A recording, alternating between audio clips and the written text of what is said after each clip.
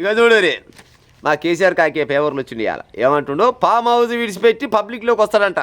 వాజా మా అమ్మగాని రా ఓడన్న వద్దన్నాడా చెప్పు.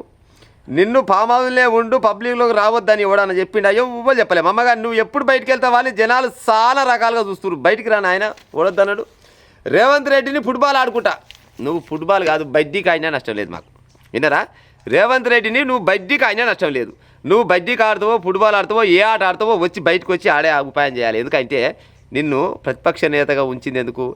ఏమన్నా రేవంత్ రెడ్డి తప్పొప్పులు చేస్తే దాన్ని బయట పెట్టే ఉపాయం చేసి జనాలకు చెప్తావన్న ఉద్దేశంతో నిన్ను ఎమ్మెల్యే గెలిపించారు. నీ పార్టీ వాళ్ళకు కూడా ఎంతో కొంత మెజార్టీ ఇచ్చారు. అవునా కాదా? ఏమన్నా అంటే 2 నెలలకోసారి 3 నెలలకోసారి బయటకు వస్తాడు. నేను బయటికి వెళ్తున్నా అగ చూడు ఇక చూడు అగ చూడు ఇక చూడు. ఆ వెళ్ళేలేదు సచ్చేయలేదు కానీ నెల మాత్రం జీతం మాత్రం ఇంట్లోకి చేరుతూనే ఉంటుంది. నిన్ను జీతం తీసుకొని ఇంట్లో వండమని చెప్పలే, ఫామ్ హౌస్లో వండుకొని ఎత్తిపోతల పథకం పెట్టమని ఓడి చెప్పలే మా అమ్మగాని. నువ్వు బయటికి రావాలే. ఫామ్ హౌస్ వీడి పబ్లిక్లో కన్నావు కదా, బరాబరుగా పబ్లిక్ రావాలి.